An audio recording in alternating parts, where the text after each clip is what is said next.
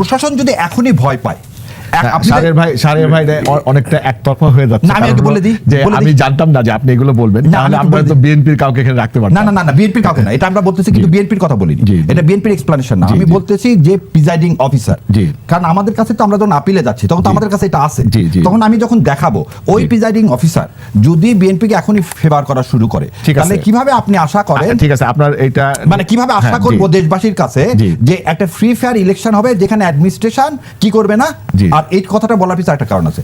আমরা মূল আলোচনায় আসি। সারের ভাই, আমাদের আজকের আলোচনা হচ্ছে যে একপক্ষীয় নির্বাচন নিয়ে আবার শঙ্কা, কারণ এই সরকার, অন্তর্বর্তী সরকার ক্ষমতায় আসার পর থেকেই সাধারণ মানুষের মধ্যে একটা কল্পনা ছিল যে নির্বাচন হবে কিনা।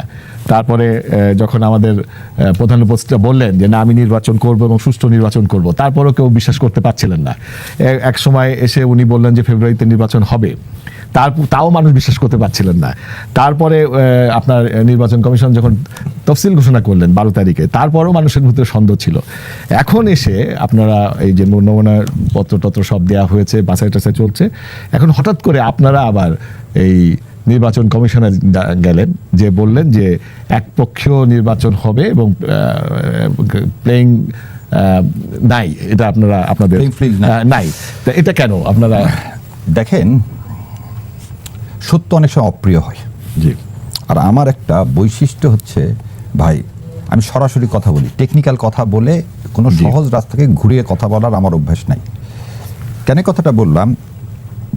যে সেদিন আমি দেশের বাইরে একটা টিভিতে সাক্ষাৎকার দিয়েছিলাম, সেখানে আমি বেশ কয়েকটি জিনিস আলোচনা করেছি। তার মধ্যে একটা আলোচনা হচ্ছে প্রশাসনকে দিয়েই 2008 সালে যে ইলেকশন ইঞ্জিনিয়ারিংটা করা হয়েছিল, সেখানে কিন্তু কোনো ভোট সেন্টার দখল করা হয়নি, ব্যালট বক্স লুট করা হয়নি, কিছু হয়নি। এবং আপনি অবাক হয়ে যাবেন, 2001 সালে আর 2008 সালের ইলেকশনের মধ্যে পার্থক্যটা হচ্ছে এখানে প্রশাসনকে দিয়ে ইঞ্জিনিয়ারিং করা হলো। তো প্রশাসন কীভাবে ইঞ্জিনিয়ারিং করে দেখেন, 12ই মে সোমবার 2025 সরকার গেজেট নোটিফিকেশন করলেন। গেজেট নোটিফিকেশন করে আমি পুরাটা পড়তে, লাস্টের লাইনটা ভালো করে একটু শোনেন সবাই। বাংলাদেশ আওয়ামী লীগ এর সকল অঙ্গ সংগঠন, সহযোগী সংগঠন মানে 14 দল, ভাতৃপ্রতিম সংগঠন কর্তৃক যে কোনো ধরনের সোয়াংসো আয়োজন সহ যাবতীয় কর্মকাণ্ড নিষিদ্ধ করা হলো। আপনি 2026 সালে 12 ফেব্রুয়ারি 1973 জাতীয় সংসদ নির্বাচনে নির্বাচন কমিশনের প্রাথমিক যাচাই বাছাই শেষে জাতীয় পার্টির মোট 167 জন প্রার্থীর মনোনয়ন বৈধ বলে ঘোষণা করেছেন। রংপুর 3 GM কাদের, গাইবান্ধা 1 ও 5 ব্যারিস্টার শামীম হায়দার পাটোয়ারি, এই পুরো লিস্টটা দেওয়া আছে। তাহলে এই গভর্নমেন্টই প্রজ্ঞাপন দিচ্ছেন, দিয়ে এনাদেরকে নিষিদ্ধ করলেন। এই গভর্নমেন্টে কি করতেছেন?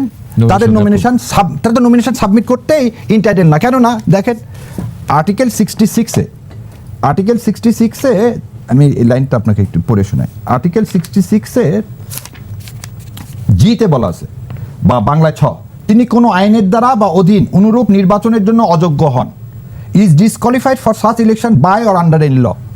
এই প্রজ্ঞাপন তো ফোর্স অফ ল। তাহলে আপনি প্রথম জিনিস হলো আপনার দ্বিচারিতা। জাতীয় পার্টি নমিনেশন সাবমিট করলো এবং এই নমিনেশনগুলোকে আপনি বৈধ ঘোষণা করলেন কিভাবে? এবং জাতীয় পার্টি আরেকটা নতুন কাজ করছে, দেখেন আনিসুল মাহমুদ এর আগে জাতীয় পার্টিতে ছিল, আর 14 দলের মধ্যে ছিল কি আনোয়ার হোসেন মঞ্জু। এরা করলো কি, দুজন বের হয়ে ন্যাশনাল ডেমোক্রেটিক ফ্রন্ট করলেন, গিরগিটির মতো রং পরিবর্তন করলেন। কেন? যাতে তাদেরকে আর বলা না যায় ও আমি তো আগে ছিলাম আনোয়ার হোসেন মঞ্জু জেপি, এখন তার তা নাই, ন্যাশনাল ডেমোক্রেটিক ফ্রন্ট। এটা তো আমরা সবাই দিবালোকের মতো পরিষ্কার। তাহলে প্রশাসন এই কাজ করার পর আমি কিভাবে ধারণা করব না যে এখানে ইলেকশন ইঞ্জিনিয়ারিং হবে না? নাম্বার 1। নাম্বার 2, আপনি দেখেন আমাদের এখানে কি তেলেসমাতি কারবার হলো। আপনি নীলফামারীতে কুড়িগ্রাম 3 উলিপুর ব্যারিস্টার মাহবুব আলম, ওর নমিনেশন আপনি বাতিল করে দিলেন। কি জন্য বাতিল করে দিচ্ছেন? যে ও যুক্তরাজ্যের নাগরিকত্ব ত্যাগ করলো, সেই জন্য তারপরে তার ইয়ারটা আপনি বাতিল করে দিলেন। আর ফেনী 3 আব্দুল আওয়াল মিন্টু, সেম ফর্ম, এনারটা আপনি কি করে দিলেন? বৈধ ঘোষণা করলেন। মান্না ভাইয়ের বগুড়ারটা আপনি বাতিল করলেন, ঢাকারটা অ্যালাউ করলেন। তাহলে আপনি সরিষার মধ্যে যে, আর দেখেন এবারে যে কথাটা বলবো একদম সমস্ত বিএনপির ভাই থেকে শুরু করে সবাইকে ওই সম্মানের সহিত বলতেছি, আমরা একটা ডেমোক্রেসি চাই, সেই জন্য আমি এই ডকুমেন্টগুলো দেখাচ্ছি, না হলে আমি হয়তো দেখাতাম না। এটা কাউকে হার্ম করার জন্য না। জনাব তারেক রহমান উনি ওনার হলফনামা দিলেন। হলফনামায় আপনি পূর্বে দ্বৈত নাগরিকত্ব ছিলেন, পরিত্যাগ করেছেন কিনা, যদি হ্যাঁ হয় তবে নাগরিকত্ব প্রয়োজন হবে। ওই জায়গায় এমটি। আমরা জানলাম যে উনি কোথা থেকে আসলেন, ব্রিটেন থেকে আসলেন। তাহলে প্রিজাইডিং অফিসার তার তো প্রথম কোশ্চেনটাই জিজ্ঞাসা করা উচিত ছিল, আপনি একটা এক্সপ্লানেশন দেন। কি এক্সপ্লেনেশন দিবেন? আপনি এতদিন 15 বছর ইংল্যান্ডে ছিলেন, ইংল্যান্ডের পাসপোর্ট নিয়েছিলেন না বাংলাদেশের পাসপোর্ট নিয়েছিলেন? এবার একটা জিনিস বলেন, যার পাসপোর্ট থাকবে তার তো ট্রাভেল ডকুমেন্ট লাগবে না, তাই নিবে কি? No visa.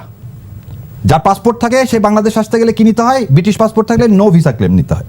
আর যদি বাংলাদেশি পাসপোর্ট থাকে তাহলে তো আপনার ট্রাভেল পাস নিতে হবে না। তাহলে অ্যাডমিটেডলি তার বাংলাদেশি পাসপোর্ট নাই, অ্যাডমিটেডলি বাংলাদেশি পাসপোর্ট নাই। তাহলে আপনার রিটার্নিং অফিসার যদি এই কথা জিজ্ঞাসা করতে না পারে, আর জাতির সামনে একটা জিনিস আমরা সবসময় কি বলতেছি, সৎ নেতৃত্ব চাই, আমিও চাই ওনাকে ভোট দিতে, তো উনি তো এটা যদি পরিষ্কার না করেন, তাহলে আমি এমন কোনো নেতৃত্বকে কি বাছাই করতেছি যে জাতির সামনে তার অবস্থান পরিষ্কার করতেছে না?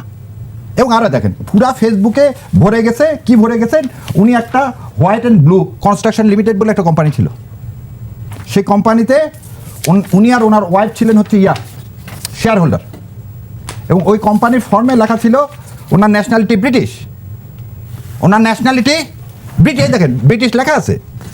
তারপরে এই যে সেই কোম্পানির রেজিস্ট্রেশন সার্টিফিকেট, তারপরে এই যে, তাহলে এটা কি হলো?